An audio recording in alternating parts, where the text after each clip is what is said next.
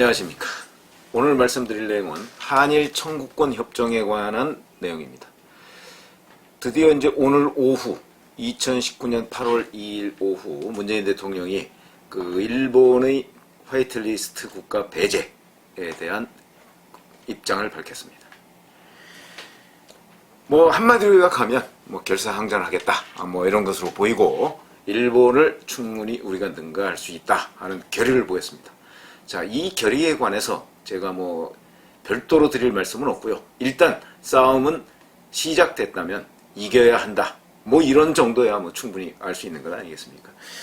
그런데 제가 말씀드리고 싶은 내용은 그 한일 청구권 협정이라는 것이 과연 뭐길래 하는 부분하고 그 다음에 제 취재의 경험 이 두 가지를 말씀드리겠습니다. 한일 청구권 협정, 그게 사실은 이번 사태의 본질입니다. 일본은 1965년에 체결됐던 한일 청구권 협정 문제로 개인 간의 배상, 보상 문제가 다 해결됐다고 보는 입장이고, 지금 문재인 정부는 작년 10월 달에 대법원 판결을 계기로 해서 이 문제는 아직도 남아있다. 그러니 그 일본이 이런 문제를 가지고 한국에 무역 보복을 하는 문제까지는 우리가 인정할 수 없다. 여기에 초점이 맞춰져 있습니다. 자, 그럼 우선 한일 청구권 협정이 뭔지 살펴보겠습니다. 뭐 잘 아시다시피 그 일제가 대한민국을 36년간 뭐 35년이라고도 합니다만 식민지배했던 건 사실입니다. 그리고 나서 그 이후에 한국과 일본이 단교가 된 상태에서 이승만 정부 때 수교 협상을 했는데 이 수교 협상이 결론이 안 나는 겁니다. 그리고 나서 5.16이 있었죠. 5.16 후에 경제개발 5개년 계획은 세워놨는데 돈이 없는 겁니다. 그래서 이 돈 문제도 해결을 하고 그 다음에 계속돼 왔던 한일 간의 수교 문제를 어떤 식으로든 매듭을 짓겠다 하는 차원에서 맺은 것이 바로 1965년 12월 18일에 발효가 된 한일 협정이라는 건데, 정확하게 말씀을 드리면 한국과 일본 간 재산 및 청구권 문제 해결과 경제협력에 관한 협정, 이렇게 되어 있습니다. 이거는 총 4개 조항으로 되어 있고요. 그 4개 조항 중에 제일 문제가 지금 되는 조항이 2번, 2항입니다. 우선 첫 번째 항은 뭐냐면 이 청구권 문제에 대해서 일본이 대한민국에 대해서 무상으로 3억 달러, 그 당시 기준입니다. 그 당시 무상으로 3억 달러, 그리고 장기 저리 차원으로 2억 달러를 지원한다는 것이 1조입니다. 그 다음에 3조는 만약에 이 문제에 관해서 해석하는 것과 시행하는 데 있어서 의견 차이가 있을 때는 양국이 외교 협력을 통해서 해결을 하고, 그것도 아니면 중재위원을 지정을 해서 해결을 하고, 그것도 또 안 될 경우에는 제3국의 중재를 받는 걸로 3조가 되어 있습니다. 그리고 또 하나, 뭐 4조는 뭐 양국의 뭐 비준 절차 같은 걸 규정한 것이고요. 그 이제 핵심이 2조예요. 2조에 보면 이렇게 되어 있습니다. 양국은 그 국민, 법인을 포함한 이라고 되어 있고요. 그 국민의 재산, 권리 및 이익과 그 다음에 한국, 일본 및 그 국민 간의 청구권 문제가 1951년 9월 8일 샌프란시스코에서 체결된 평화조약 제4조에 규정된 것을 포함하여 완전히 그리고 최종적으로 체결된 것이 된다는 것을 확인한다. 이렇게 되어 있습니다. 자, 그러면 여기에서 얘기하는 한국과 일본 및 그 국민 간의 청구권 문제, 요게 핵심입니다. 요게 완전히 그리고 최종적으로 해결된 것이 된다는 것을 확인한다. 이런 식으로 되어 있습니다. 그럼 이게 뭘 의미하는 것이냐? 말이 좀 어렵고 약간은 애매하게 되어 있습니다만은 한국, 일본 및 그 국민 간의 청구권 문제라고 되어 있습니다. 그럼 그 국민은 한국 국민도 포함하고 일본 국민도 포함됩니다. 근데 주로 이제 한국 국민들이 일본국에 대해서 가지고 있는 청구권 문제입니다. 이 문제가 완전히 그리고 최종적으로 체결된 것이 된다는 것을 확인한다. 해결된 것이 된다는 것을 확인한다. 이렇게 되어 있습니다. 이 문제는 뭐 아마 지금 그 시청자분들께서도 한 번 더 들여다보시면 저런 식으로 됐다면 과연 이 문제에 대한 그 개인의 청구권이 남아있느냐 남아있지 않느냐 하는 부분에 관해서 저는 어느 정도 판단을 할 수 있으리라고 봅니다. 자, 그리고 제가 그 1988년부터 1990년까지 외무부, 당시에는 외무부였습니다. 외무부를 취재를 했습니다. 그 당시에도 이 한일 청구권 문제, 한일 협정 문제는 사실 기자들 간이나 아니면 그 외교관들 사이에서는 수시로 그 거론이 되는 문제였습니다. 근데 그 당시에 제가 취재했던 그 취재 수첩을 쭉 살펴보니까 한일 청구권 문제는 1965년 한일 그 협정에 의해서 다 해결됐다고 하는 그 외교관들의 견해가 압도적 다수입니다.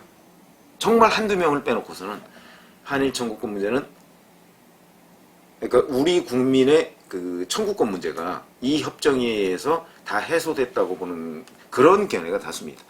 사실 잘 아시다시피 기자는 기자가 무슨 법률 전문가나 외교 전문가가 아닙니다. 또 어느 분야의 그 해당 일을 직접 담당하는 사람보다 더 전문가일 가능성은 그다지 많지 않습니다. 특별히 자기가 공부를 하지 않는다면.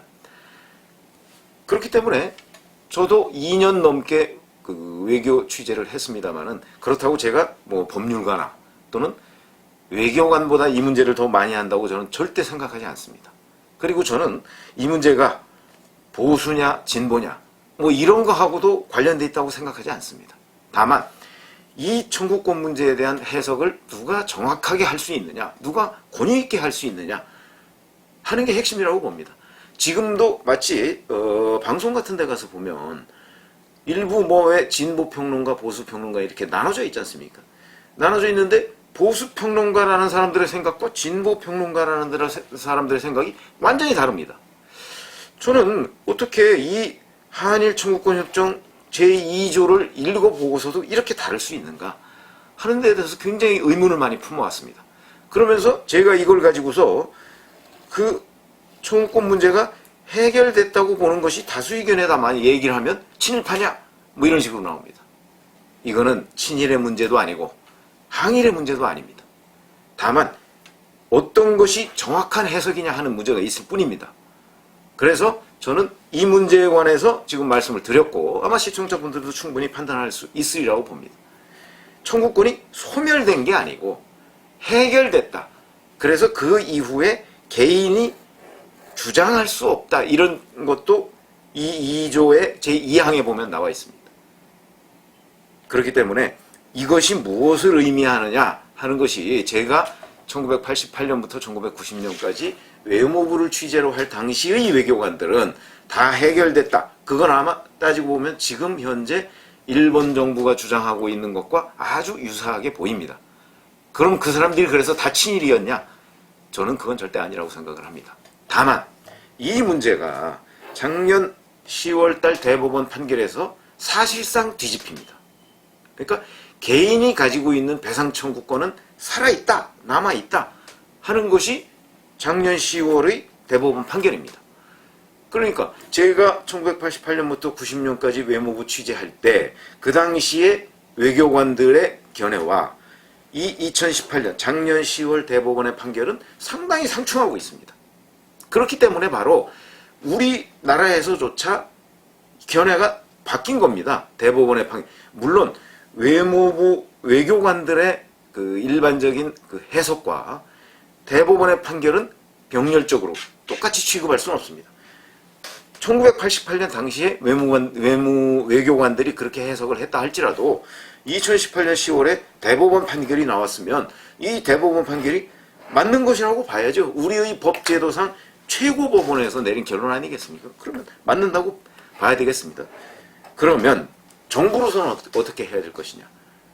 정부는 대법원 판결이 이렇게 나왔으니까 이 문제가 1965년에 맺었던 한일협정과 배치되는 것으로 보이니 이 문제를 어떻게 정리할 것인가 하는 문제를 저는 정부가 관계부처 간 회의나 뭐 이런 걸 거쳐서 입장을 확정을 하고 대법원 판결을 부정할 수는 없으니까 이 판결에 따르면서 한일 협정을 뭐 재해석하든가 아니면 일본에 제안해서 자, 한일 협정 그거는 우리 대법원 판결이 부정했으니까 그러면 한일 협정을 다시 맺읍시다라고 하든가 아니면 이 문제에 관해서 그 당시 한일 협정 3조에 있지 않습니까?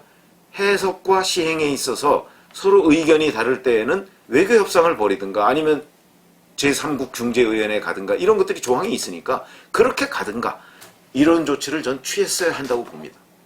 그런데 문재인 정부는 그 조치를 취하지 않았습니다. 무슨 얘기냐면 작년 10월 이후에 일본 정부가 바로 이 한일 협정에 따른 외교적 협의 그 다음에 제3국 중재위 구성 이런 것들을 요구를 했는데 거기에 대해서 답변을 하지 않았습니다. 그 답변을 하지 않은 최종적인 시한이 사실은 7월 18일이었습니다.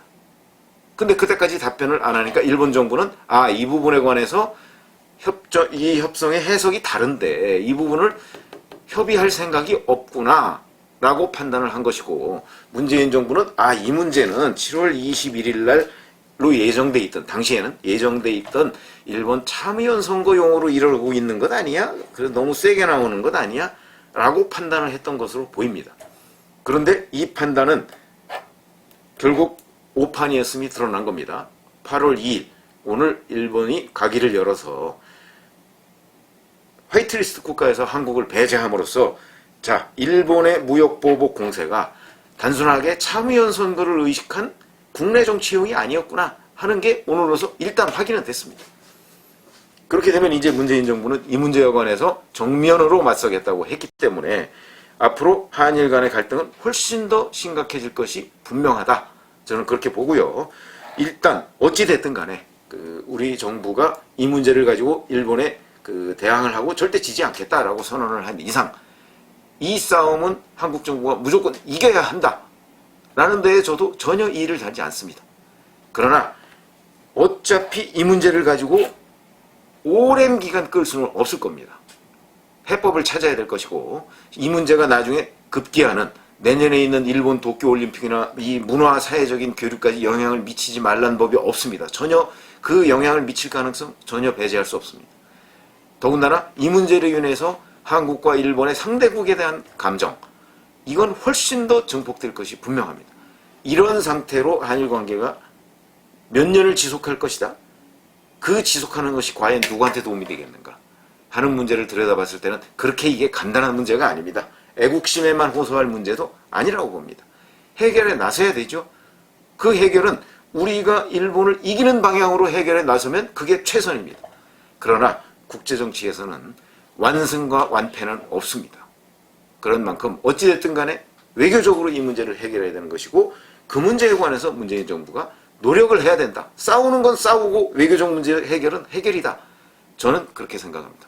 그런 점에서 본다면 당분간은 한국과 일본 간의 갈등이 최고조에 이를 것으로 보이긴 합니다만 어찌됐든 간에 이런 싸움 와중에서도 외교적 해결 노력을 게을리하지 말았으면 하는 것이 저의 희망입니다. 아마도 여러 어려움이 있을 것으로 예상이 됩니다만 우리 국민이 힘을 합쳐서 어차피 이렇게 된 이상 일본에 대항해서 일본과 싸워서 이길 수 있는 방안을 찾고 정부는 정부 당국대로 그런 방안과 함께 외교적 노력을 통한 해결 이것이 굉장히 중요하다. 왜 그러냐면 만약에 일본이 한국의 전략문자라고 해서 수출을 거의 안 하거나 아니면은 그 절차를 가지고 계속 시비를 걸러서 늦추거나 이럴 경우에는 삼성전자, SK하이닉스, LG 이런 데가 결국은 이 부품 소재들에 대한 공급처를 어디에서 찾겠습니까? 결국은 중국이나 독일이나 대만이나 이런 데서 찾지 않을 수가 없을 것입니다. 그렇게 될 경우에는 일본 기업에도 피해가 되죠. 그러면 일본 기업에 피해가 되는 거야 우리가 상관할 바가 아니라고 하지만 문제는 우리 기업도 못지않게 피해를 볼 것이고 그 다음에 중국이나 독일이나 대만과 같은 그런 나라들은 지금 어찌 보면 특히 중국 같은 곳은 어찌 보면 속으로 박수를 칠지도 모르겠습니다. 가장 큰 수혜 국가가 될 가능성이 있습니다. 그렇기 때문에 우리가 일본과 싸우는 문제와 병행해서 이 문제를 해결하려는 외교적 노력, 이것도 게을리하지 않았으면 좋겠다. 제가 오늘 말씀드린 것은 사실 이 뒷부분보다는 앞부분의 한일 청구권 문제에 관한 인식은 바로 하고 넘어가야 되겠다. 여기에 관한 팩트 체크는 하고 넘어가자 하는 차원이었습니다. 부디 이 문제를 오래 끌지 않고 한국과 일본이 지혜롭게 해결하기를 바랍니다. 감사합니다.